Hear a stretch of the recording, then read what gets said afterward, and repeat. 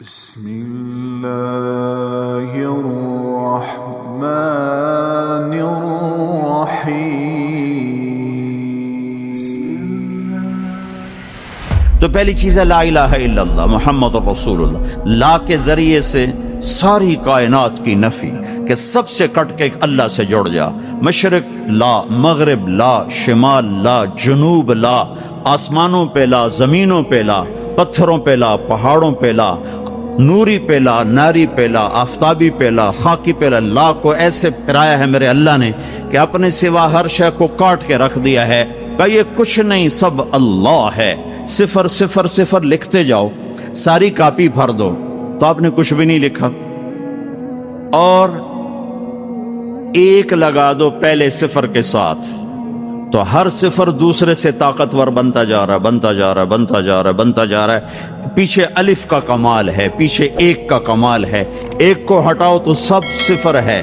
اللہ اب ایک ہستی ہے تو جبریل طاقت ہے، صفر نہیں ہے۔ اللہ ہٹ جائے تو جبریل صفر ہے۔ میکائیل، اسرائیل، اسرافیل طاقت ہیں اگر اللہ ہے، اللہ پیچھے ہٹ جائے تو یہ تینوں زیرو ہیں۔ جنت خوبصورت نعمتوں کا ٹھکانہ ہے، اس کے پیچھے ایک ہے۔ اللہ پیچھے ہٹ جائے تو جنت بھی زیرو ہے، اللہ پیچھے ہٹ جائے تو جہنم بھی زیرو ہے، اللہ پیچھے ہٹ جائے تو زمین آسمان کچھ نہیں ہے۔ لا کے ذریعے سے ہر چیز کو توڑ کر دل کا قبلہ اللہ بنا اور چہرے کا قبلہ بیت اللہ بنا، تو تب تیری نماز مکمل ہوگی، تب تیرا ایمان مکمل ہوگا۔ اس وقت دل کا قبلہ اللہ نہیں ہے، وہ پیسہ ہے، پیسہ پیسہ ہے۔ دل کا قبلہ اللہ نہیں ہے، صرف کمائی ہے، صرف پیسہ ہے۔ تو اللہ تعالیٰ لا کے ذریعے سے کہتا ہے مجھے قبلہ بنا، دل مجھے دے۔ یا ابن آدم، اے آدم کی اولاد، انی لک محب فبحقی علیک کلی محبہ، میرے بندے میں تم سے پیار کرتا ہوں، تجھے میرے حق کی قسم تو بھی مجھ سے پیار کرنا سیکھ۔ اس دل کو اللہ کے لیے خالص کر، سب سے کٹ کر، سے لا الہ لا الہ لا الہ تلوار چلتی ہے، لا الہ لا الہ لا الہ، پھر اللہ کے ساتھ تمام ہوتا ہے الا اللہ الا اللہ الا اللہ، صرف اللہ، نیچے بھی اللہ، اوپر بھی اللہ۔ وَهُوَ الَّذِي فِي السَّمَاءِ إِلَٰهٌ وَفِي الْأَرْضِ إِلَٰهٌ، ادھر دیکھو تو اللہ اور اوپر دیکھو تو اللہ۔ رب المشرق والمغرب لا الہ الا هو فاتخذه وکیلا، مشرق میں دیکھو تو اللہ اور مغرب میں دیکھو تو اللہ۔ للہ المشرق والمغرب فأینما تولوا فثم وجہ اللہ، جدھر منہ پھیرو گے سامنے اللہ کے جلوے ہیں، جدھر منہ پھیرو گے سامنے اللہ کی قدرت ہے، جدھر دیکھو گے اللہ کے نظام اور شاہکار ہیں۔ جو لا کہا وہ لا ہوا، وہ لا بھی اس میں لا ہوا، جز لا ہوا، کل لا ہوا، پھر کیا ہوا؟ اللہ ہوا۔ یہ حج سے پہلے سیکھنے کی چیز ہے۔ حج کر کے زندگی کیوں نہیں بدل رہی؟ وہ بغیر سیکھے جا کے بیٹھ جاتے۔ پہلی جماعت کے بچے کو ایم اے کا پرچہ پکڑا دو، لو جی حل کرو۔ حج پر جانے سے پہلے بہت سی تیاری ہے، جیسے اب یہ آپ کو ظاہری تیاری کے لیے جمع کر رہے ہیں، یہ لے جانا ہے، وہ لے جانا ہے، یہ لے جانا ہے، وہ لے جانا ہے، یہ نہیں لے جانا، وہ نہیں لے جانا۔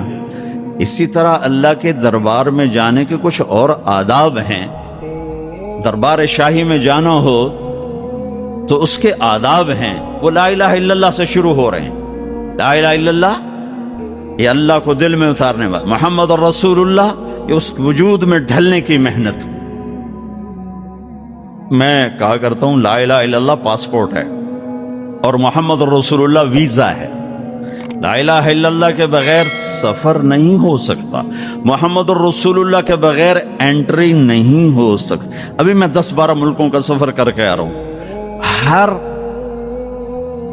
ہر جگہ پاسپورٹ یہ جی، ویزا یہ جی، جاؤ جی، پاسپورٹ دکھاؤ حاضر، ویزا بھی دکھاؤ یہ جی، اچھا جی جاؤ جاؤ۔ تو لا الہ الا اللہ، اللہ نے آپ کو پاسپورٹ بنانے کی تکلیف نہیں دی، بنا کے دے دیا۔ ان سے پوچھو جو نئے مسلمان ہوتے ہیں۔ ایک دفعہ ہماری جماعت سوات میں تھی تو ایک نوجوان اسٹریٹ لائٹ کے نیچے پڑ رہا تھا، تمہارے ایک ساتھی نے پتہ تو لگتا نہیں شیو کیا ہوا ہے، مسلمان ہے، ہندو ہے، کون ہے، کیا پتہ چلتا. تو اس نے اس کو دعوت دینی شروع کر دی. وہ سنتا رہا، پھر کہنے لگا، وہ ذرا ادھیڑ عمر تھے، کہا بابا جی آپ خوش قسمت ہیں، آپ مسلمان ہیں. مجھے پتہ ہے ہندو مذہب کوئی مذہب نہیں، پتھر کی پوجا ہے، لیکن اگر میں کلمہ پڑھتا ہوں تو مجھے 70 رشتے توڑنے پڑتے ہیں، اور آگے کوئی ایک مسلمان نہیں جو مجھے قبول کرے.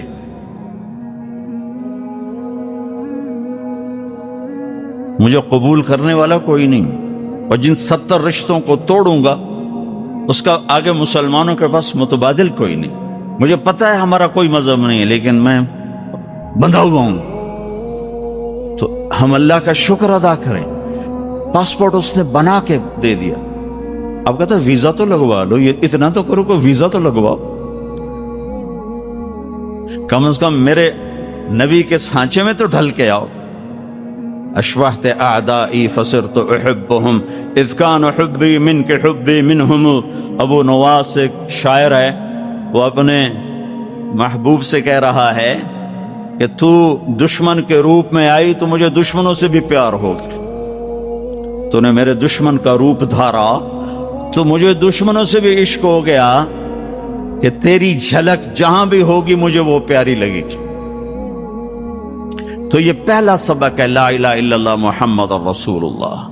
لا الہ الا اللہ اتنا اندر میں اترے کہ وہ بیج کی طرح اور گٹھلی کی طرح اپنی کومپل کو باہر نکالے، پھر وہ محمد رسول اللہ درخت بن کر پورے وجود پر چھائے اور پوری زندگی پر چھائے.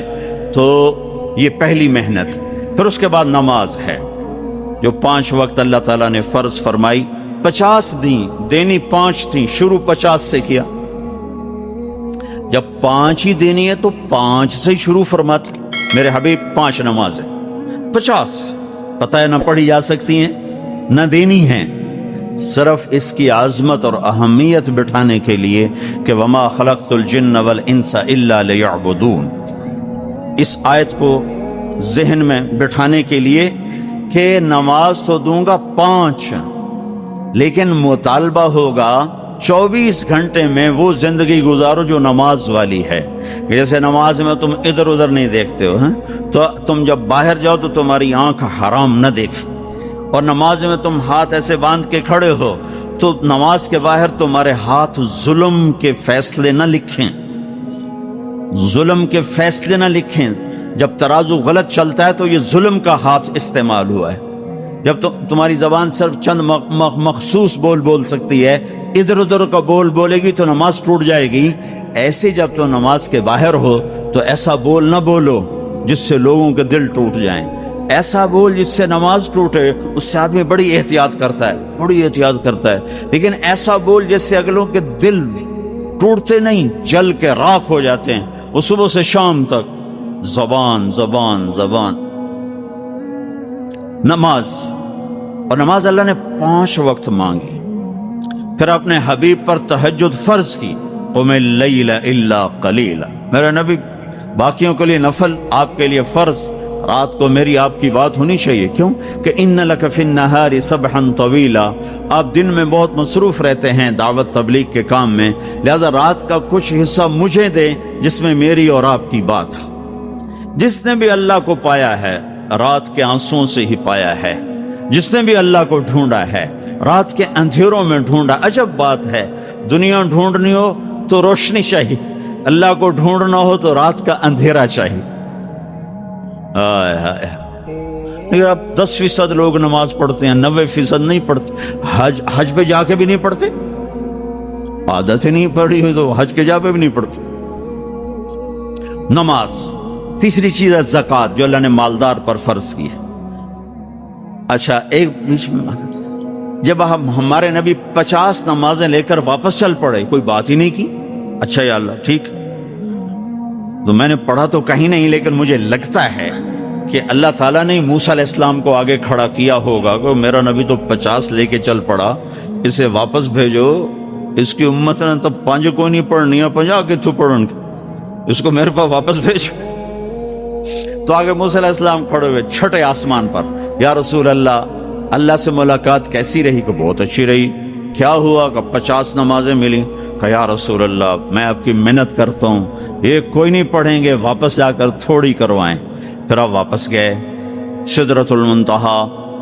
تو اللہ نے کتنی کام کی؟ 5. چلو اللہ تعالیٰ 45 کٹھی اڑا دیتا. اچھا میرے حبیب 5. پھر واپس. پھر ہمارے نبی نے نہیں کہا یا اللہ بہت زیادہ ہیں. تسلیم و رضا، تسلیم و رضا. اللہم انی اسألک الرضا بعد القضاء. یہ دعا روز میرے نبی صبح و شام مانگتے تھے. اے اللہ مجھے اپنی تقدیر پہ راضی رہنے کی توفیق عطا فرما. پھر موسیٰ علیہ السلام کتنی؟ 45. واپس. پھر 5، پھر 5، پھر 5. اڑتے گئے اڑتے گئے، 5 رہ گئے. پھر آگے موسیٰ علیہ السلام کھڑے ہوئے. یا رسول اللہ کتنی؟ کہا 5. کہا نہیں واپس جائیں، کوئی نہیں پڑھیں گے. کہا نہیں اب مجھے شرم آتی ہے، 5 ختم ہو رہی ہیں. اب گیا تو یہ 5 بھی چلی گئی تو میری امت تو ختم ہو گئی، میری امت تو محروم ہو گئی. لہذا اب میں نہیں جاتا. کہا ٹھیک ہے آپ کی مرضی، ویسے مجھے پتا ہے کہ یہ نہیں پڑھیں گے، چونکہ میری امت پہ 2 نمازیں فرض تھیں، انہوں نے وہ بھی نہ پڑھی. یہ کراچی والے 5 کہاں پڑھیں گے؟ موسیٰ علیہ السلام چونکہ تجربہ کر چکے تھے، ہمارے نبی نے فرمایا نہیں اب مجھے شرم آتی، اب میں نہیں واپس جاؤں. جس نے پڑھنا ہوگا پڑھے گا، نہیں پڑھنا ہوگا نہیں پڑھے. ہر کوئی اپنے اپنے کیے کا اجر اللہ سے لے لے. تو صرف عظمت اور اہمیت بٹھانے کی. جب آپ اس 5 پر موسیٰ علیہ السلام کو انکار کر کے چل پڑے تو پیچھے سے اللہ کی آواز آئی، میرے حبیب پڑھنے کو 5 لیکن میرا بول وہی، لکھوں گا 50. ہر نماز 10 لکھی جائے گی، ہر نماز 10 لکھی جائے گی. پھر اللہ نے زکوٰۃ کو فرض کی، مالداروں پہ زکوٰۃ. خذ من اموالہم صدقۃ تطہرہم بہا وتزکیہم وصلی علیہم. زکوٰۃ اتنا بڑا عمل ہے کہ اللہ تعالی ہمیں کہتا ہے کہ میرے نبی پہ درود پڑھو، فرشتوں سے کہتا ہے میرے نبی پہ درود پڑھو، اور خود بھی کہتا ہے کہ میں اپنے نبی پر درود بھیجتا ہوں. اللہ کی طرف اب درود کی نسبت وہ رحمت ہے، اور فرشتوں کی طرف ہماری طرف درود کی نسبت دعا ہے جو ہم کرتے ہیں، صلی علی محمد وعلی آل محمد. تو اللہ تعالیٰ نے ہمیں آپ کو، پوری دنیا کے اہل ایمان کو، فرشتوں کو حکم دیا کہ میرے نبی پر درود پڑھو، اور خود بھی پڑھتا ہے، ان اللہ وملائکتہ یصلون علی النبی. جو لوگ اللہ کے نام پہ خرچ کریں گے تو اللہ تعالیٰ کہہ رہا ہے وصلی علیہم، اے میرے حبیب ساری امت پر نہیں، جو تیری امت میں میرے نام پہ خرچ کریں گے ان پہ تو درود پڑھ. اگرچہ یہاں صلی دعا کے معنی میں ہے کہ تو ان کے لیے دعا کر، آپ ان کے لیے دعا فرمائیں. تو مال خرچ کرنے والوں کے لیے اللہ اپنے حبیب سے فرما رہے ہیں کہ ان کے لیے آپ دعا کریں. صلی علیہم ان صلاتک سکن لہم. آپ کی جو دعا ہوگی اور آپ کی جو صلات ہوگی، جو آپ کا درود ہوگا، دنیا اور آخرت کے سارے مسائل ان کے حل کر کے لے جائے گا. ان کی دنیا بھی سکھی کر دے گا، ان کی آخرت بھی سکھی کر دے گا. تو اللہ تعالیٰ نے زکوٰۃ فرض کی، اور بہت تھوڑی فرض کی. پہلی امتوں پر تھی 100 میں 10 روپے، اور ہماری ہے 100 پہ 2.5 روپے. اور اتنا فضل فرمایا کہ پورا سال پیسہ پڑا رہے. پھر کہا اس میں سے 2.5 روپے دے دو، 2,500 دے دو، اگر استعمال ہو جائے تو کوئی سال سے 1 دن پہلے اگر وہ مال خرچ ہو گیا ہے تو زکوٰۃ ختم ہو گئی. اور 82 دفعہ قرآن میں مال خرچ کرنے کا حکم آیا، 82 دفعہ. اور اللہ تعالیٰ نے ترغیب دی ہے کہ مالدار فقیروں پہ خرچ کریں. پھر اللہ تعالیٰ نے فقیروں کو ترغیب دیا کہ تم بھی جتنی وسعت ہو خرچ کیا کرو. میرے نبی نے ترغیب دی، سبق درہم 100,000 درہم. 1 روپیہ اللہ کے نام پہ خرچ کرنا 1 لاکھ روپیہ خرچ کرنے سے بڑھ گیا. تو صحابہ نے عرض کی وہ کیسے بڑھ گیا؟ تو آپ نے کہا ایک آدمی کے پاس 2 روپے، ایک آدمی کے پاس کروڑوں روپے. جس کے پاس 2 روپے تھے اس نے 1 روپیہ اللہ کے نام پہ دے دیا، اور جس کے پاس کروڑوں تھے اس نے 1 لاکھ دیا. جس نے 2 میں سے 1 دیا اس نے اپنے مال کا آدھا حصہ دیا. جس نے 1 لاکھ دیا اس نے اپنے مال کا کوئی 1000واں حصہ دیا، جب تولا جائے گا تو 1 روپے کا وزن 1 لاکھ سے بڑھ جائے گا۔ اور اس کا ایک واقعہ بھی، حضرت عمر ہمیشہ حضرت ابو بکر سے کوشش کرتے تھے آگے نکل جاؤں، آگے نکل جاؤں، آگے نکل جاؤں، ساری زندگی موقع نہ بن سکا۔ تبوک کا موقع آیا تو اللہ کے نبی نے کہا مال خرچ کرو۔ عثمان رضی اللہ تعالیٰ نے 10,000 لشکر کا سارا سامان تیار کیا، ان کی سواریاں، ان کا راشن کے لیے تھیلوں کو بند کرنے کے لیے دھاگے تک اپنے گھر سے دیے، اور 300 دینار اوپر دیے۔ تو اللہ کے نبی کی جھولی میں وہ 300 دینار پڑے تھے یوں، اور آپ ان دیناروں کو اٹھا کے یوں فرما رہے تھے ما علی عثمان اللہ یعمل بعدا، عثمان آج کے بعد کچھ بھی نہ کرے تو جنت واجب ہوگی۔ تو عمر کہنے لگے آج میں ابو بکر کو کاٹ سکتا ہوں، آج میں اس سے آگے نکل سکتا ہوں کہ وہ آج کل غریب ہے، میں مالدار ہوں، تو تھوڑا لائے گا میں زیادہ لاؤں گا تو میں بڑھ جاؤں گا۔ لہذا انہوں نے اپنے مال کا آدھا حصہ، آدھا گھر میں رکھا اور آدھا لے کر آئے۔ ابو بکر نے جھاڑو پھیر دیا، جو کچھ تھا وہ سارا سمیٹ کے لے آئے۔ جب دونوں پراپرٹی سامنے رکھی گئیں تو حضرت عمر کی بہت زیادہ نظر آ رہی، ابو بکر کی بہت تھوڑی نظر آ رہی۔ لہذا حضرت عمر بڑے اطمینان میں کھڑے کہ آج جیت خطاب کے بیٹے کی ہے۔ میں قربان جاؤں، اللہ رسول تو جانتے ہیں کہ کون کیا کر کے آیا ہے، تو میرے نبی نے سوال ہی بدل دیا جو اس موقع کا سوال ہی نہیں۔ کوئی آدمی مسجد میں چندہ دینے جائے، مدرسے میں چندہ دینے جائے، کہا جی مول صاحب یہ 1 لاکھ روپیہ ہے مدرسے کے لیے، مسجد کے لیے۔ آگے مولوی صاحب کہیں پیچھے کتنے پڑے ہوئے ہیں، تو کہے گا اے بھی واپس کرو، میں تو تھوڑی نیت جو کوئی چکر لگتا ہے کہ تسی ٹھیکیدار ہو، مگر علی شاید ابھی پیچھے کتنے پین۔ یہ موقع کا سوال ہے ہی نہیں۔ مولوی صاحب کو چاہیے جی جزاک اللہ، یہ لیجئے رسید، بسم اللہ، پھر بھی موقع آئے تو دیتے رہیں۔ تو میرے نبی نے پوچھنا یہ تھا ابو بکر کتنا لائے ہو، عمر کتنا لائے ہو، اور یہی اس موقع کا سوال ہے۔ لیکن اللہ رسول جانتے ہیں کہ کس کے مال میں وزن زیادہ ہے، تو میرے نبی نے سوال بدل دیا، فرمایا عمر ما خلفت، واہ واہ عمر پیچھے کیا چھوڑ کے آئے ہو؟ تو حضرت عمر تو وہیں دھڑم ہو گئے گا، با میں گیا، سوال سے ہی وہ پتہ چلے گا، با میری کلی اڑ گئی وکٹ۔ عمر ما خلفت یا ما ترکت لأہلک، یہ دونوں الفاظ ہیں، پیچھے گھر والوں کے لیے کیا چھوڑا؟ تو پہلے حضرت عمر بڑے جوش میں کھڑے تھے، پھر ایک دم ڈھیلے ہو گئے، کہنے بعد جی آدھا چھوڑا ہے آدھا لایا۔ پھر آپ نے کہا ابا بکر ما خلفت یا ما ترکت لأہلک، ابو بکر تو پیچھے چھوڑ کے کیا آیا، بچوں کے لیے کیا چھوڑ کے آیا؟ تو انہوں نے کہا ترکت اللہ ورسول، میں تو اللہ اس کے رسول کو چھوڑ کے آیا ہوں، باقی سب کچھ لے آیا۔ تو اس پر عمر کہنے لگے ابو بکر میں نہیں تجھ سے آگے بڑھ سکتا، کوئی بھی تجھ سے آگے نہیں بڑھ سکتا۔ اور اگلی سنو،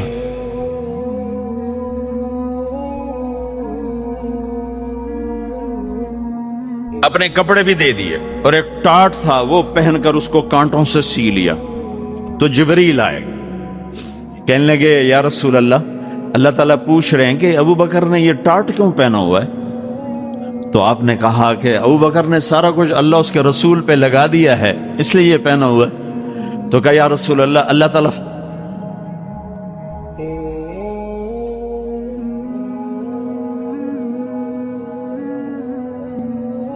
تعالیٰ فرما رہے ہیں ابو بکر سے پوچھو مجھ سے راضی تو ہے، مجھ سے راضی تو ہے، اس فخر میں مجھ سے راضی ہے؟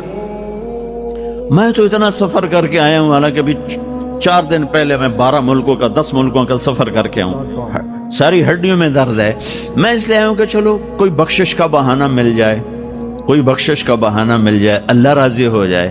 آپ سارے اس لیے حج پہ جا رہے ہو کہ اللہ راضی ہو جائے۔ جو سارے جہان سے کہتا ہے مجھے راضی کر، وہ کہہ رہا ہے ابو بکر سے پوچھو مجھ سے راضی تو ہے۔ تو آپ نے کہا ابو بکر تیرا رب تجھے سلام بھی کہہ رہا ہے اور پوچھ رہا ہے کہ راضی ہو؟ تو ابوبکر کی چیخیں نکلی، میں اپنے رب سے راضی، میں اپنے رب سے راضی، میں اپنے رب سے راضی۔ میرے بھائیوں بہنوں، زندگی ایسے گزار کے مرو کہ اللہ کو ملو تو اللہ خوش ہو کے مل رہا، ایسے نہ مرو کہ اللہ کی بارگاہ میں پیش کیے جا رہے ہوں مجرم بن کر، قیدی بن کر۔ تو اللہ اس کے رسول نے مال لگانے پر زور دیا۔ اللہ چاہتا تو سب کو مال دے دیتا، کسی کو فقیر، کسی کو مالدار۔ مالدار کا شکر کا امتحان لیا، فقیر کے صبر کا امتحان لیا کہ اللہ فقیر کا صبر دیکھے گا، مالدار کا شکر دیکھے گا۔ اور جب مالدار لوگ زکوٰۃ نہیں دیتے تو پھر عزتیں نیلام ہوتی ہیں۔ جب سب کچھ اپنے اوپر لگانے کا ذوق بن جاتا ہے اور اپنے ہی بڑے بڑے زیور، کپڑے، گھر، گاڑیاں۔ یہ بھی لاہور کا واقعہ ہے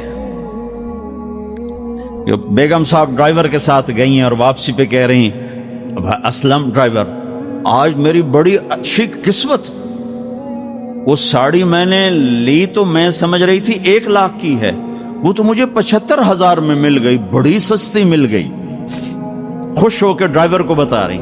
تیسرے دن ڈرائیور کے بیٹے کا بازو ٹوٹ گیا، وہ آ کر کہتا ہے صاحب جی میری تنخواہ میں تو اس کا علاج ہو نہیں سکتا، تو مہربانی کر کے کچھ میری مدد کر دیں، اس کا علاج ہو جائے۔ تو صاحب کہتے ہیں اسلم تمہیں پتہ تو آج کل کاروبار بڑا مندہ ہے، تو میرے پاس تو گنجائش نہیں، میرا ایک ڈاکٹر دوست ہے، میں اسے فون کر دیتا ہوں، وہ تمہاری مدد کر دے گا۔ جب اس طرح ہوتا ہے تو پھر ڈاکے، چوریاں، قتل و غارت شروع ہوتے ہیں۔ جب اس طرح ہوتا ہے تو مالداروں میں تکبر پیدا ہوتا ہے اور غریبوں میں ظلم پیدا ہوتا ہے۔ تو زکوٰۃ ایک بہت بڑا عمل ہے، 2.5% تو فرض ہے، اور زکوٰۃ دینے والا سخی نہیں اللہ کی بارگاہ میں، ہاں بخیل بھی نہیں، سخی بھی نہیں ہے، بخیل بھی نہیں، یعنی وہ بخل کے ملک سے نکل آیا ہے اور سخاوت کے ملک میں انٹری نہیں ہوئی۔ 2.5 روپے پہ 1 پیسہ بھی اوپر خرچ کرے گا تو اب سخیوں میں آ گیا، پھر جتنا بڑھتا جائے گا اتنا آگے بڑھتا جائے گا۔ اور اللہ نے فرمایا مجھے میری عزت کی قسم، جنت الفردوس میں بخیل داخل نہیں ہو سکتا۔ اور اللہ شیطان کہتا ہے کہ مجھے عبادت گزار بخیل سے کبھی ڈر نہیں لگا کہ اس کا بخل اسے ضرور جہنم میں پھینکے گا۔ نافرمان سخی سے ہر وقت ڈرتا رہتا ہوں کہ اس کی سخاوت کب اسے جنت میں پہنچاتی۔ آپ نے سامری کا نام تو سنا ہوا ہے، قرآن میں بھی ہے، جس نے موسیٰ علیہ السلام کی قوم کو گائے کے بچے کی پوجا پہ لگا دیا، بچڑے کی۔ اللہ نے کہا سب کو قتل کرو، سارے پکڑے گئے، قتل کیے گئے، سامری بھی آ گیا۔ موسیٰ علیہ السلام نے کہا قتل کرو، جبریل آ گیا۔ موسیٰ، اللہ تعالیٰ کہہ رہے ہیں اسے قتل نہ کرو، یہ اپنی موت آپ مرے گا۔ تو موسیٰ علیہ السلام کہنے لگے جو سارے کفر کا سبب بنا، اسے کیوں چھوڑ رہے ہیں؟ تو اللہ تعالیٰ نے کہا سخی ہے، سخی کو قتل کرنا مجھے اچھا نہیں لگتا، چھوڑ دو، اپنی موت آپ مر جائے گا۔ کافر کو سخاوت قتل سے بچا گئی۔ جب ایمان والا کوئی مرد عورت سخی ہوگا تو اللہ کی بارگاہ میں کیسے اونچے مرتبے لے کر جائے۔